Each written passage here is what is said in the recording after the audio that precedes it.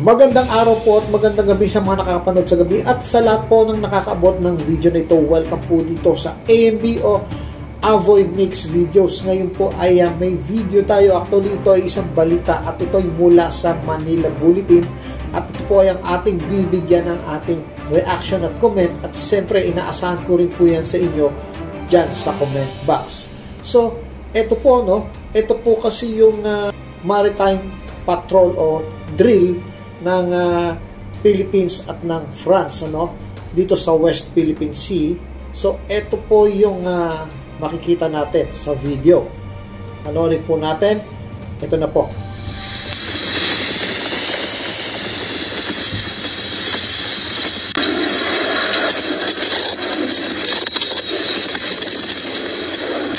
So yung nakita po natin ito, ulitin natin ng bahagya. Yan po ang aircraft carrier ng France, kamakailan na balitaan natin na nagkaroon ng exercise drill ang Amerika, Japan at ang France dito sa bahagi ng karagatan ng Kabikulan. At syempre, nandito na sila sa Pilipinas.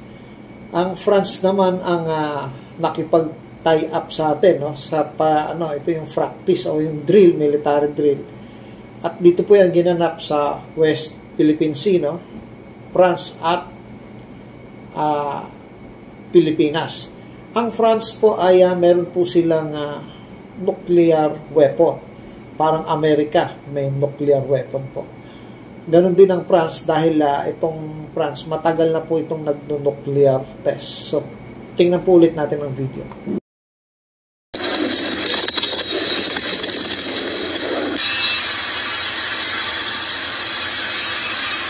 So, stop natin. Makikita nyo doon yung nalampasan nila, yung aircraft carrier at itong dalawang jet na makikita nyo nauuna at saka yung banda rito sa gilid, mukhang ito yung sa France, yung Saab Gripen po ata ang tawag nila dyan sa jet na yan. At yung parang puti na nasa gitna, yun po ang sa Philippine Air Force, yung FA-50. At yung isa, yung makikita nyo, yung galing yung video dito sa isang jet fighter. At makikita nyo na lang yung dulo ng pakpak na mayroong pang nakalagay na missile na palagay ko ito ay air-to-air missile. So, tuloy na po natin ang video.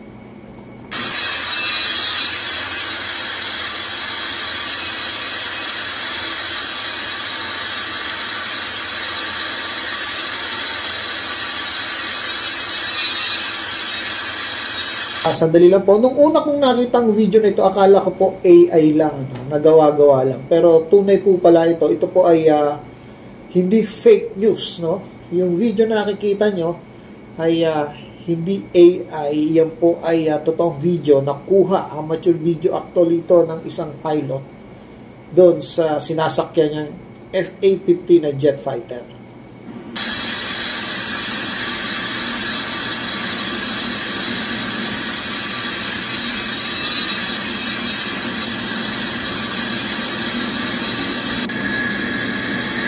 So, dito naman po sa kuha na to, yung nasa gitna pa rin, yun yung sa Pilipinas, yun, FA-50 po siya. At yung Gripen, yung medyo dark yung kulay ng jet. So, hindi ako makapaniwala na meron na tayong mga jet fighter na kayang sumabay sa buong mundo, Actually, itong FA-50 nito, natalo nito yung F-35 ng Amerika sa dogfight, At balita ko, natalo rin ito yung Gripen sa dogfight, sa ginawang military drill, Hindi ko malaman kung sa anong bansa iyon.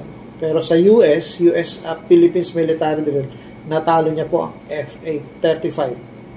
At sinabi na lang, siyempre, na may problema daw yung F-35 niya. Siyempre, palusot na lang yan, pero kasi advanced yung generation 5th generation yung jet na yun. Tapos natalo siya ng FA-50. Depende po rin kasi yan sa piloto. So magagaling po ang pilotong Pilipino. So,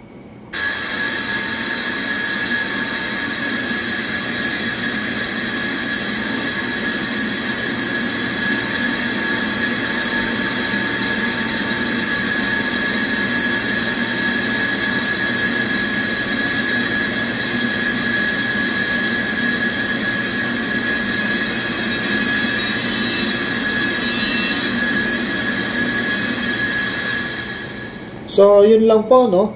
Naaalala ko po kasi yung pinaka-paboritong jet fighter, ano, at pinakamagaling na mahusay na jet fighter na ginawa ng Amerika, yung F-14 Tomcat, no? So, yan po yung F-14 Tomcat. Yang F-14 Tomcat na yan ay gusto yan ibalik ng mga Amerikano, no? At alam nyo bang yung F-14 Tomcat na yan ay kayang-kayang i-drive ng mga Pilipino noon, no? Yung mga Pilipino pilot ng fighter jet. Kasi nung time na yon na nandun pa yan, nandito pa ang mga Amerikano sa Subic nung time na yon. At itong F-14 Tomcat na to, napakaganda ng performance nito. Even yung pilot na mga Amerikano, gusto nilang ibalik yan kahit sa ngayon dahil napakaganda. Ang hindi ko lang maintindihan bakit hindi na nila ito ibinalik o finace out. Kasi ang sabi, napakamahal daw ng sobrang mahal daw ang maintenance ng F-14 Tomcat. Pero napakagandang aeroplano po yan at subok yan sa labanan. No? Sana bago yan finace out, dapat binigay na lang sa Pilipinas. Pero siguro baka hindi rin natin kayanin ng maintenance. So, yun lang po, no? At ako'y natutuwa dahil modern na po ang ating Philippine Air Force. Nakakasabay na po tayo sa ibang bansa, no? Sa mga malalaking bansa na may kakayahang makidigma, lalo na sa usaping nuklear. At ang alam ko, bibili pa ho tayo. Hindi ko lang ma-sure kung KF yung dito sa Korea, yung parang kaparehas nung F-35, yung KF-21 ba yun? O yung Gripen na ito ang bibili? O yung F-16 ng Amerika? So, as of now, wala pa pong klaro doon. Pero ang alam ko, 40 jet fighter po ang i-acquire ng mga Pilipino. So, hanggang dito na lang po. Maraming salamat po. Ito po ang Awi Mix Videos. Hanggang sa muli.